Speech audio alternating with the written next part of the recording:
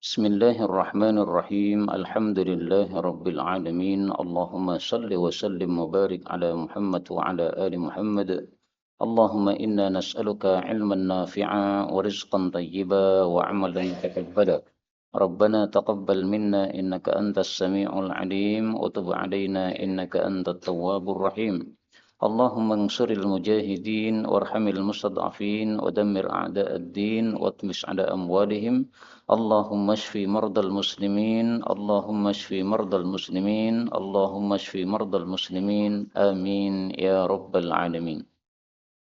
Alhamdulillah kaum muslimin rahimani wa rahimakumullah. Para ulama mengatakan al-karamah, al-istiqamah afdalul karamah. Istiqamah itu adalah karamah yang paling utama. Karena itu kaum muslimin rahimani wa rahimakumullah, alangkah bagusnya setelah selesai Ramadan maka kita masih mengistiqamahkan pengajian. Sebagaimana sebelum Ramadan kita melakukan pengajian seperti ini.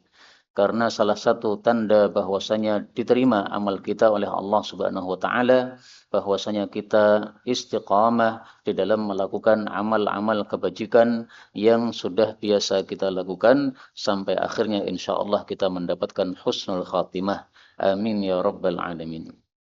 Nah, kaum muslimin rahimani wa rahimakumullah, karena itu amalan-amalan yang sudah kita bisa lakukan sebelum Ramadan, demikian juga di bulan Ramadan, mari kita lanjutkan lagi sampai akhir hayat kita. Sebelum Ramadan atau di bulan Ramadan kita pengajian, nah, pengajian lanjutkan lagi. Di bulan Ramadan kita bisa tahajud, nah, maka setelah Ramadan tahajud lagi. Di bulan Ramadan kita bisa kataman Quran, nah, maka setelah Ramadan kita kataman lagi. Di bulan Ramadan kita puasa, nah, maka setelah Ramadan mari kita puasa sunnah lagi. Puasa sunnah Syawal, puasa Arafah, puasa Ashura, dan puasa-puasa sunnah yang lainnya. Nah, kaum muslimin rahimani wa rahimakumullah, pengajian kita sebelum Ramadan itu masih membahas kitab Sunan Tirmidzi. Dan kitab ini sudah kita bahas sampai pada pembahasan tentang tafsir Al-Quran Al-Karim, yaitu hadis-hadis yang menafsirkan ayat-ayat Al-Quran. Yaitu kita sudah sampai pada hadis 3113. Maka kita lanjutkan. Faqala al-muallif rahimahullahu ta'ala wa nafa'ana bihi wa bi'ulumihi fid dharain amin. Dari Mu'adz bin Jabal radhiyallahu anhu dia berkata, Atan Nabiya telah datang kepada Nabi sallallahu alaihi wasallam rajulun, seorang laki-laki dewasa. Faqala, lalu dia mengatakan, Ya Rasulullah, wahai Rasulullah, ara'aita, apa pendapatmu, rajulan, tentang seorang laki-laki dewasa, laqiya imra'atan, yang berjumpa dengan seorang perempuan dewasa, walaysa bainahuma, dan tidak ada antara dua orang tersebut ma'rifatun, pengetahuan. Jadi laki-laki tidak kenal si perempuan juga tidak kenal si laki-laki. Falaysa ya'tir rajulu syai'an, maka tidaklah seseorang itu melakukan sesuatu ila mura'atih, kepada istrinya, illa qad ata huwa ilaiha, kecuali sungguh telah dia lakukan terhadap perempuan yang tidak dikenal tadi. Jadi dia dicium, ya dirangkul, ya dimacam-macam. Illa annahu, hanya saja laki-laki tadi, lam yujami'ha, tidak menjima'nya. Jadi dari atas sampai bawah semuanya disentuh selain bagian yang vital, yaitu kemaluannya tidak disentuh. Qala, maka Nabi Rawi mengatakan, fa'anzalallah, lalu Allah pun menurunkan ayat, wa aqimis salata tarafayin nahari wa zulufan minal lail innal hasanati yudhibnas sayyi'at dzalika dzikra lidzakirin. Wa aqimis salah, tegakkanlah salat, yaitu salat 5 waktu, tarafayin nahar, pada dua ujung siang. Dua ujung siang maksudnya pagi sama sore.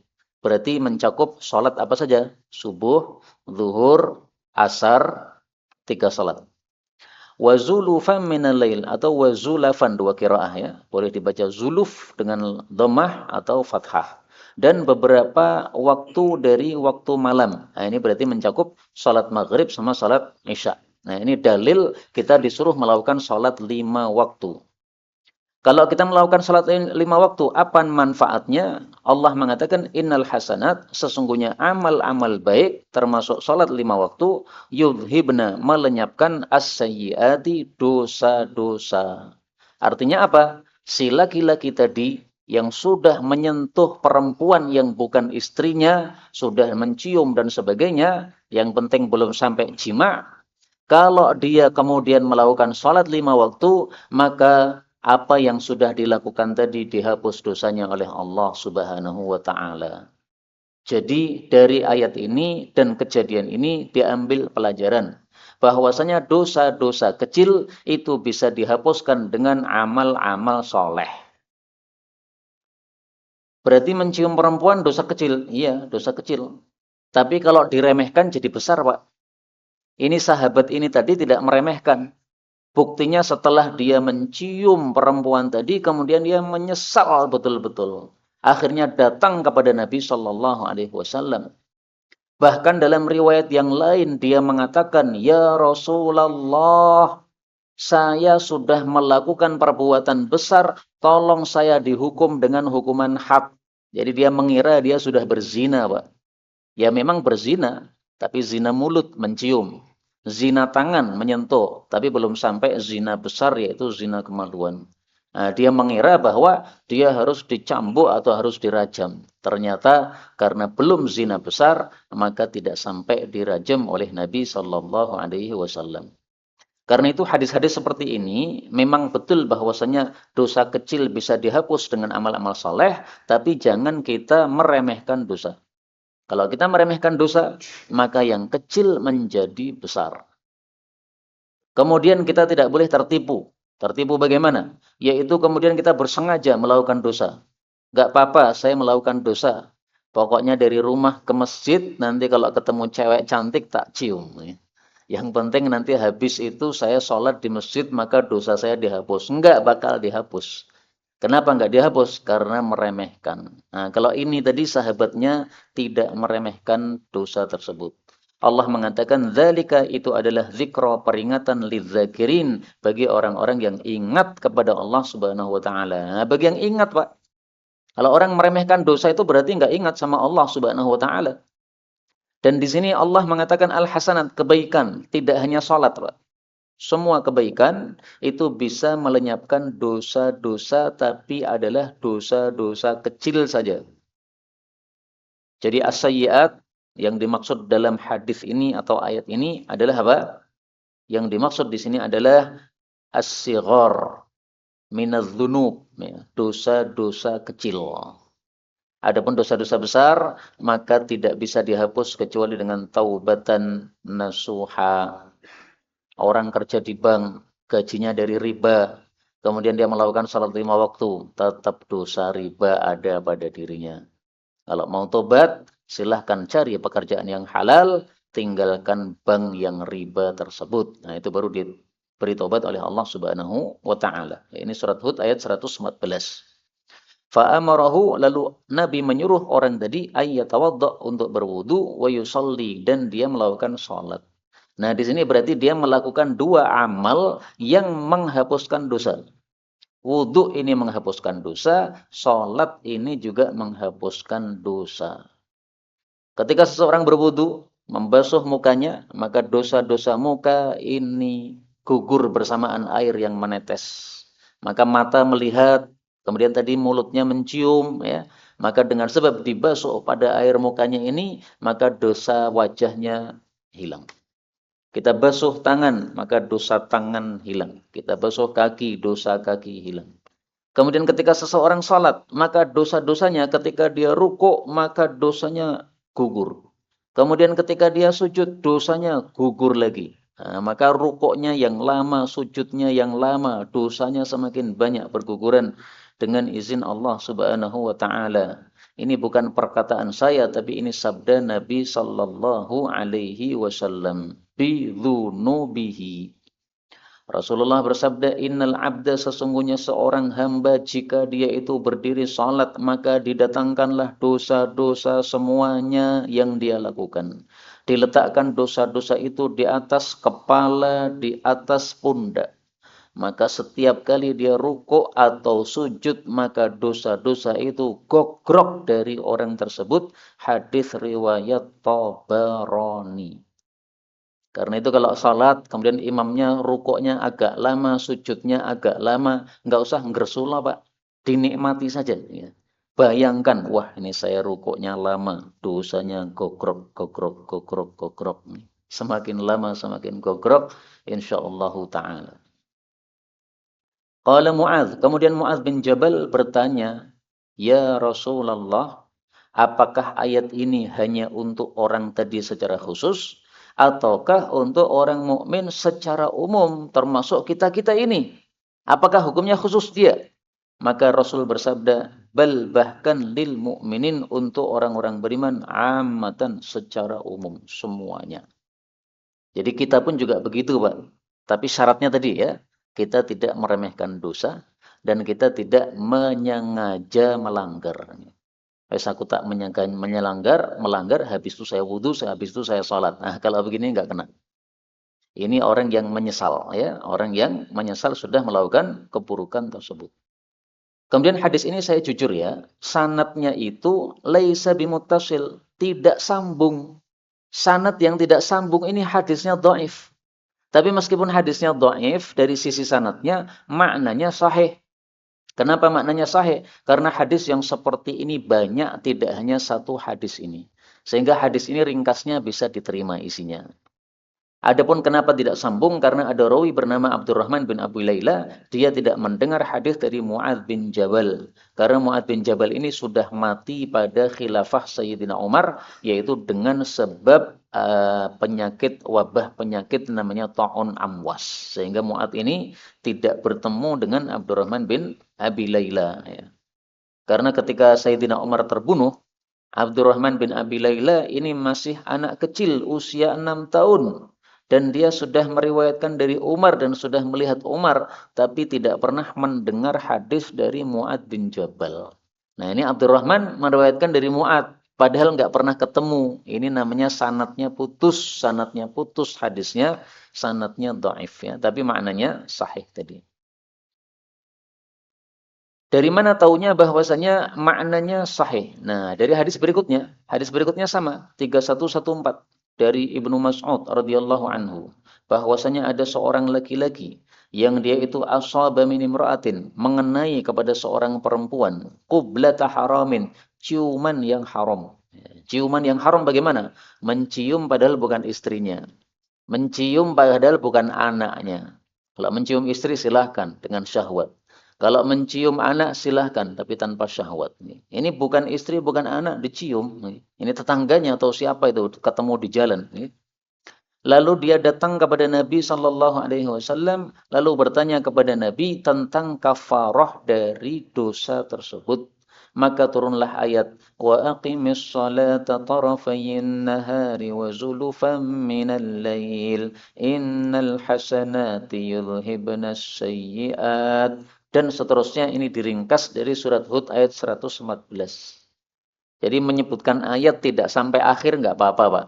Diringkas namanya, ya. Jadi kita baca yang kita perlukan saja untuk kejadian yang akan kita sebutkan, nggak ada masalah. Tidak harus dari awal ayat sampai akhir ayat. Meskipun kalau guru saya Ustadz Mudzakir hafizahullah paling suka kalau menyebutkan ayat itu ya dilengkapi semuanya dari awal sampai akhir ya. Tapi ini bukti bahwasanya tidak harus sampai akhir tadi.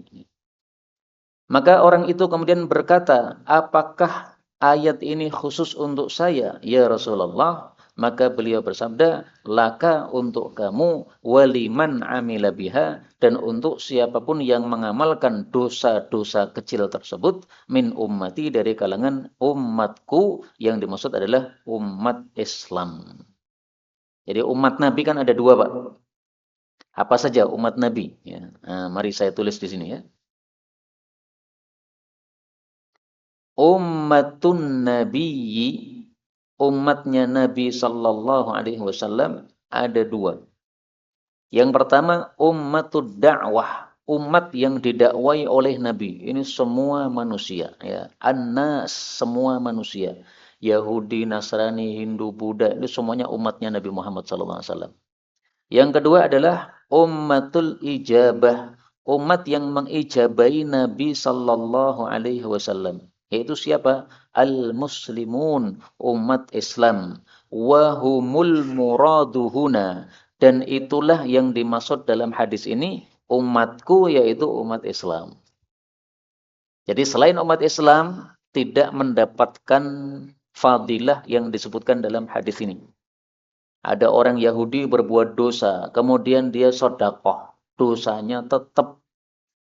Ada orang Nasrani berbuat dosa, kemudian nolong orang, dosanya tetap.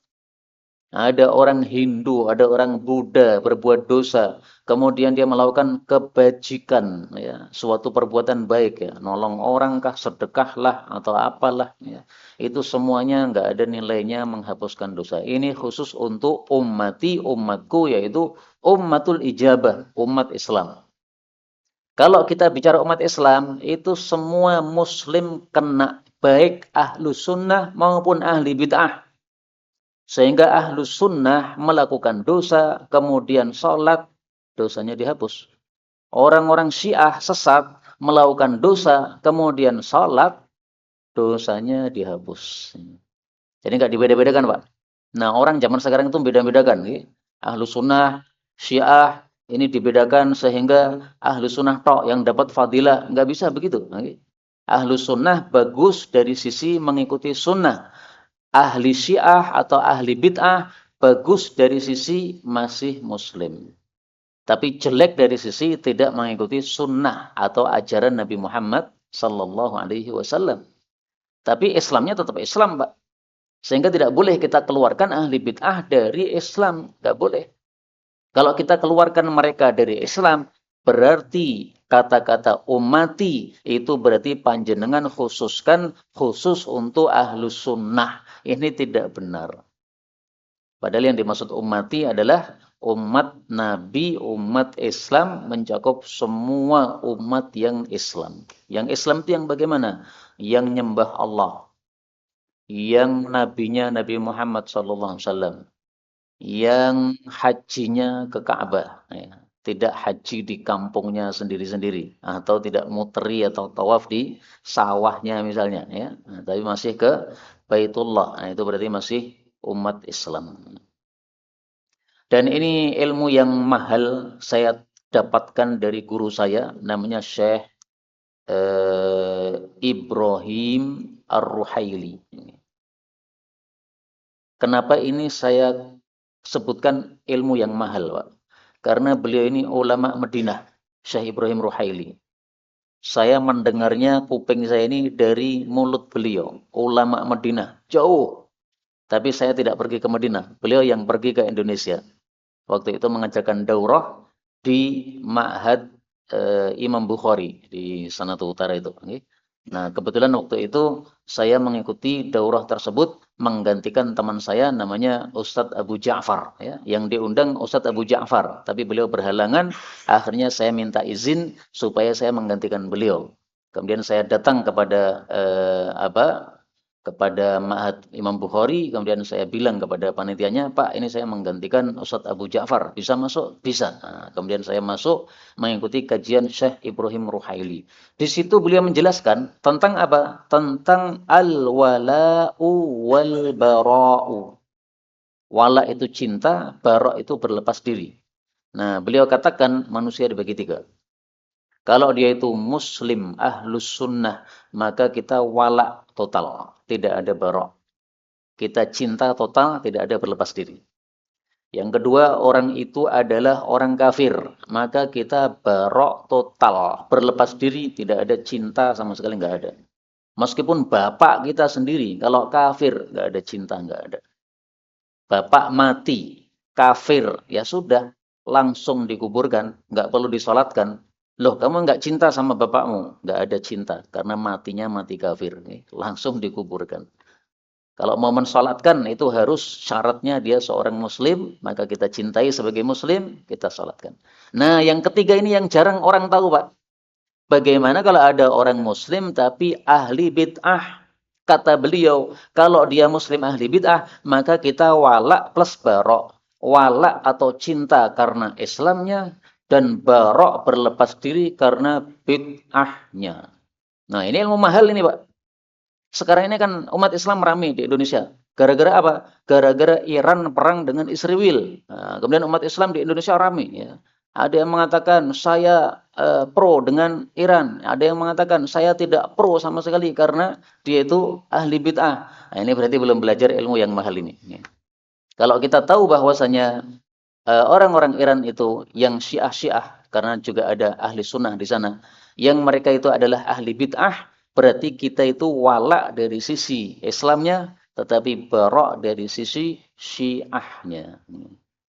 Nah, jadi gimana? Apakah kita pro Israel? Tentu saja tidak. Karena Israel kafir, berarti kita barok total. Apakah kita pro Iran? Jelas. Kenapa? Karena Muslim. Berarti kita walak dengan sebab Islamnya. Tapi dengan masalah Syiahnya kita barok. Ya. Saya berlepas diri dari Syiahmu. Syiahmu tetap jelek, tetap sesat, tetap masuk neraka dengan sebab gara-gara kebid'ahannya. Kecuali diampuni oleh Allah Subhanahu wa Ta'ala. Jadi kesesatan bid'ah itu sama dengan dosa, Pak. Maksiat. Ya. Kalau Allah ampuni ya nanti akan masuk surga. Tapi kalau tidak diampuni oleh Allah Subhanahu wa Ta'ala, ya sudah, neraka dulu. Setelah nerakanya selesai, baru kemudian bisa masuk ke dalam surga. Mudah-mudahan semua kita masuk surga tanpa hisab, tanpa azab. Amin ya rabbal alamin. Ini ilmu mahal karena saya dapatkan dari guru kami dari negara jauh, dari Madinah, Syekh Ibrahim Ruhaili. Dan YouTube-nya banyak, silahkan dilihat di dalam YouTube beliau, terutama yang paham bahasa Arab ya, bagaimana penjelasan tentang wala dan bara yang sudah beliau jelaskan. Baik, kemudian kita lanjutkan hadis berikutnya 3115 dari Abul Yasar. Dia mengatakan, Atatni telah datang kepada saya imra'atun seorang cewek tabta'u tamron membeli kurma. Hati-hati, Pak. Panjenengan laki-laki, pembelinya perempuan. Hati-hati. Atau sebaliknya, panjenengan pembeli, kemudian penjualnya perempuan. Hati-hati. Ini sahabat Nabi saja bisa khilaf, bisa terjerumus. Apalagi kita yang bukan sahabat Nabi SAW. Fakultu, maka saya berkata, inna fil baiti, sesungguhnya di rumah saya, tamron atyab minhu, ada kurma yang lebih cong daripada yang di sini. Nah, jadi tampaknya Abu Yasar ini sedang berada di kebun kurma. Kemudian pembelinya cewek masuk kebun tadi. Kelihatan orang banyak tak Pak? Nah, dijak mlebu ngomah. Neng ngomah wae, kurmanya lebih top. Ternyata ada udang di balik batu, Pak. Fadakhalat, lalu mbak cewek tadi masuk ma'i bersama saya fil baiti, ke dalam rumah saya. Fa'ahwaitu ilaiha, lalu saya pun mengulurkan tangan kepada perempuan tersebut. Fataqabbaltuha, lalu saya cium dia. Nah, inilah sebabnya kenapa setan datang, yaitu ketika ada dua orang, laki dan perempuan, berada di tempat yang sepi, tidak ada orang selain mereka. Maka dalam Islam tidak boleh laki perempuan berkhalwat. Khalwat itu apa? Berduaan di tempat sepi. Kalau tempatnya tidak sepi nggak apa-apa, Pak. Misalnya, saya berduaan dengan ibu-ibu di luar jalan, di jalan situ itu.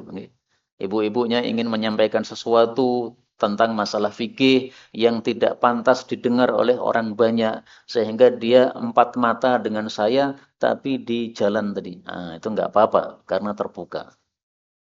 Panjenengan sopir Grab, mobil, kemudian mobilnya ditutup rapat, kacanya hitam. Kemudian yang naik di mobil panjenengan satu orang cewek, haram. Kenapa haram? Karena berarti panjenengan di tempat sepi. Ya. Lo kan jalan rame, betul jalan rame, tapi di mobilnya sepi, Pak. Dan orang tidak akan tahu apa yang panjenengan lakukan ketika berada di mobil tadi dalam kondisi kacanya tertutup.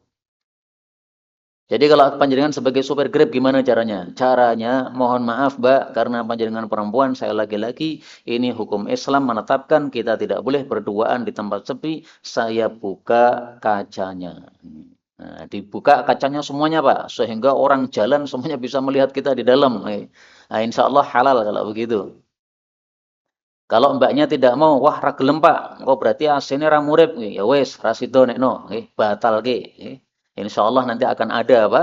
Orang lain yang akan numpangi mobil kita. Karena kita harus taat kepada aturan Allah Subhanahu wa taala.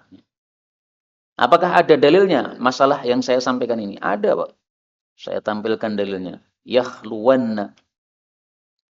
Rasulullah bersabda, la yakhluwanna rajulun, tidaklah berkhalwat seorang laki-laki dengan seorang perempuan kecuali yang ketiga bagi keduanya adalah setan.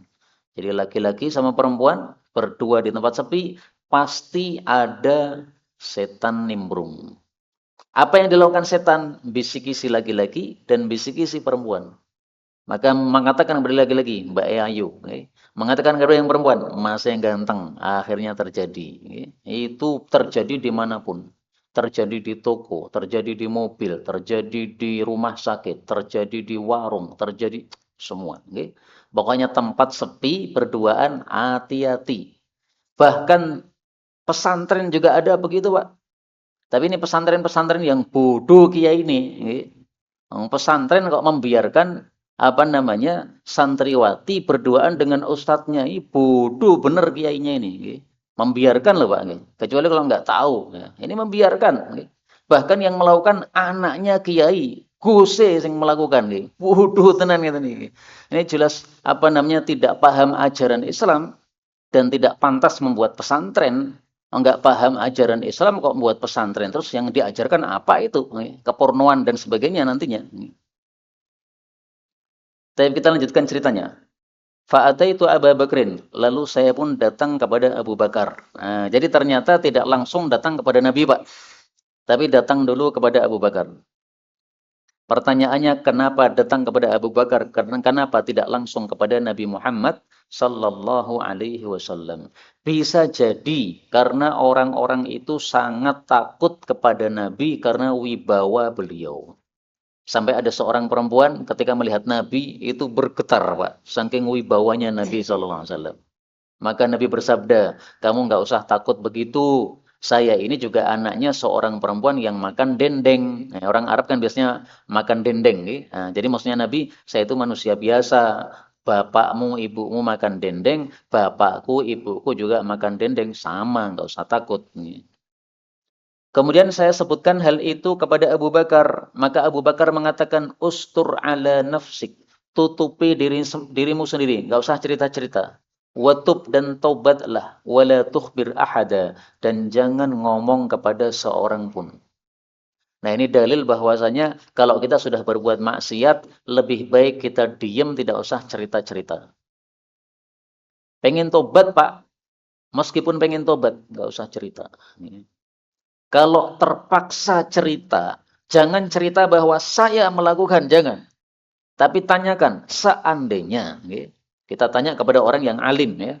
Pak, seandainya ada orang melakukan gini, gini, gini, gini, gini, kemudian dia menyesal dan dia pengen tobat. Tobatnya caranya gimana? Nah, jangan mengatakan saya, jangan. Karena kalau mengatakan saya itu berarti tidak ustur, tidak menutupi diri. Nah, begitu diomongin Abu Bakar begini, falam asbir, maka saya nggak sabar. Dalam kalau bahasa kita, aku orang marem. Nah, jadi ternyata orang marem itu juga ada di masa sahabat Nabi, Pak. Tidak hanya di masa sekarang. Karena kemarin tuh saya sampaikan ilmu, bahwasanya menurut mazhab Syafi'i, kalau ada ibu-ibu punya utang puasa Ramadan, kemudian disaur pada bulan Syawal, itu double niat boleh. Niat untuk nyaur utang dan niat untuk puasa Syawal. Boleh menurut mazhab Syafi'i. Nah, ada yang berkomentar, aku ora marem yen ngono. Nah, ternyata ada juga orang marem di masa sahabat Nabi. Ora marem yen kur meneng tok, Fa'ataitu Umar, lalu saya datang kepada Sayyidina Umar, lalu saya sebutkan hal itu kepada beliau. Umar mengatakan, tutupi terhadap dirimu, tobatlah, jangan ngomong kepada siapapun juga. Ternyata jawabannya Abu Bakar dan Umar sama. Abu Bakar dan Umar. Kenapa bukan yang lain, Pak? Muncul pertanyaan. Karena Abu Bakar dan Umar ini sahabat Nabi yang paling utama. Semua sahabat sepakat. Sahabat Nabi yang sangat banyak itu, jumlahnya kalau di total sahabat Nabi itu 124.000 sahabat Nabi. Plus sahabat-sahabat yang badui-badui itu ya, kalau dihitung semuanya. Nah itu 124.000. Itu yang paling afdol, satu Abu Bakar, dua Umar, tiga Utsman, empat Ali. Empat urutan. Tapi yang disepakati oleh para sahabat di masa waktu itu tiga, Abu Bakar, Umar, Utsman. Nah, itu sudah sepakat para sahabat Nabi SAW. Makanya salah satu kesesatan orang-orang Syiah ketika mereka mengatakan Ali lebih utama dari Abu Bakar. Nah, di situ sesat mereka, Pak. Ini salah satu perbedaan antara kita dengan orang Syiah ya. Kalau kita kan dalam hati kita itu kalau ditanya sahabat Nabi paling afdal siapa? Kita mengatakan Abu Bakar, Umar. Tanpa ragu-ragu. Kenapa? Karena semua sahabat Nabi sudah sepakat seperti itu. Masa kita menyelisih sahabat Nabi? Kalau kita menyelisih sahabat Nabi yang sudah sepakat, berarti ada kalanya dua, Pak. Ada kalanya kita lebih pintar daripada sahabat Nabi, dan itu nggak mungkin. Ada kalanya kita mengatakan sahabat Nabi goblok-goblok kabeh, ya. Karena kita tidak mengikuti pendapat mereka. Berarti kita meremehkan atau merendahkan sahabat Nabi Sallallahu Alaihi Wasallam. Nah, orang yang merendahkan sahabat Nabi fasik derajatnya, termasuk dari ahli bid'ah. Tidak boleh kita apa? Meremehkan pendapat sahabat Nabi yang sudah disepakati tadi itu. Kemudian dia mengatakan, saya tidak sabar lagi. Akhirnya saya datang kepada Rasul Sallallahu Alaihi Wasallam. Saya sebutkan hal itu kepada beliau. Maka beliau mengatakan, akhalafta ghazian fi sabilillah. Apakah kamu menggantikan orang yang berperang di jalan Allah fi ahlihi terhadap istrinya bimithli hadza, dengan perbuatan yang seperti ini, yang tidak senonoh ini? Jadi istri yang dia cium tadi, perempuan yang dia cium tadi, itu ternyata suaminya lagi pergi berjihad, Pak. Ini kok orang nyambung belas sih. Suaminya jihad fisabilillah menegakkan Islam, malah bojone digodo iki piye? Rang genah tenan. Hatta tamanna, sampai-sampai dia berangan-angan bahwasanya waktu itu dia belum masuk Islam. Kenapa? Karena kalau dia belum masuk Islam, kemudian dia melakukan dosa, kemudian dia masuk Islam, maka semua dosanya sudah terhapus. Jadi dia bayangkan, wah seandainya saya belum Islam, penak ini. Saya mencium istri orang, habis itu saya masuk Islam, dosa saya dihapus semua. Sampai dia itu mengira bahwa dirinya sudah termasuk ahli neraka. Lalu Rasul Shallallahu Alaihi Wasallam menundukkan kepala lama. Nabi kalau menundukkan kepala ini, beliau biasanya sedang menerima wahyu. Jadi kalau menerima wahyu, itu beliau kemudian jadi diam, kemudian keluar keringat, kemudian terasa berat. Hatta auhallah ilaih, sampai Allah pun memberikan wahyu kepada beliau. Apa wahyunya? Wa aqimis salata tarafayin nahari wa zulufan minal lail. Sampai pada kalam Allah, zalika dzikra lidzakirin. Surat Hud 114. Maka berkata Abu Yasar, lalu saya datang kepada Nabi sallallahu alaihi wasallam, lalu membacakan kepada saya Nabi Shallallahu Alaihi Wasallam ayat tadi. Maka berkatalah sahabat-sahabat beliau, ya Rasulullah, apakah untuk orang ini secara khusus ataukah untuk manusia secara umum ayat tadi? Maka beliau menjawab, bahkan bal linnasi ammah, bahkan untuk manusia secara umum. Nah, dari sini makanya muncul kaidah ya. Kaidahnya mengatakan apa? Kaidah. Ad-dalilul 'am yabqa 'ala 'umumihi. Dalil yang umum itu tetap dipahami secara umum. Tidak boleh dipahami secara khusus kecuali kalau ada dalil yang mengatakan ini khusus. Nah, dalam ayat tadi Allah tidak mengatakan ini khusus Abul Yusr yang sudah mencium istrinya Mujahid yang sedang pergi berjihad fisabilillah. Allah nggak mengatakan begitu. Tapi dalilnya umum ya. Sesungguhnya kebaikan menghapuskan dosa. Umum kan? Nah, kalau umum itu pahami umum, Pak. Jangan memahami satu dalil itu khusus kecuali kalau memang ada dalil yang lain yang menegaskan ini khusus. Ini kaidah yang pertama ya. Kaidah yang kedua. Kaidah yang kedua. Kaidah yang kedua mengatakan al-ibratu bi'umumi al-lafzi la bi khususi as-sabab. Cara memahami dalil itu lihatlah lafalnya yang umum, jangan melihat kepada sebabnya yang khusus. Ini ayat turun. Sebabnya apa? Sebabnya kisahnya Abul Yusr. Nah, tapi karena ayatnya umum, maka pahamilah ayat ini dengan lafal yang umum, jangan mengkhususkan kepada sebab yang muncul, yang menyebabkan munculnya ayat tadi. Sebabnya betul, Abul Yusr betul, tapi itu hukumnya tidak khusus untuk Abul Yusr saja. Ini dua kaidah yang sangat terkenal yang ditulis oleh para ulama kita rahimahumullahu taala. Salah satu dalilnya adalah ayat ini. Dan hadis ini derajatnya hasan kata Imam Tirmizi, meskipun ada rawi dhaif bernama Qais bin Rabi', tetapi kenapa disahihkan atau dihasankan oleh Imam Tirmizi? Karena dalam bab ini ada hadis-hadis yang semakna, hadisnya Abu Umamah, hadisnya Wasilah, hadisnya Anas bin Malik dan yang lain-lain. Ini isaknya jam berapa ini, Mas? Oh, 1 menit. Nih. Nah, karena isaknya sudah kurang 1 menit, maka saya cukupkan sampai di sini. Karena kita sudah masuk bab baru, yaitu bab tentang surat Yusuf. Nah, insya Allah pada pertemuan-pertemuan yang akan datang, kita akan pelajari hadis-hadis yang menceritakan atau menafsirkan ayat-ayat di dalam surat Yusuf. Wallahu ta'ala alam bisawab. Walhamdulillahi rabbil alamin. Dan ini saya minta izin langsung pergi. Biasanya saya salat isya di sini ya, karena ada satu keperluan.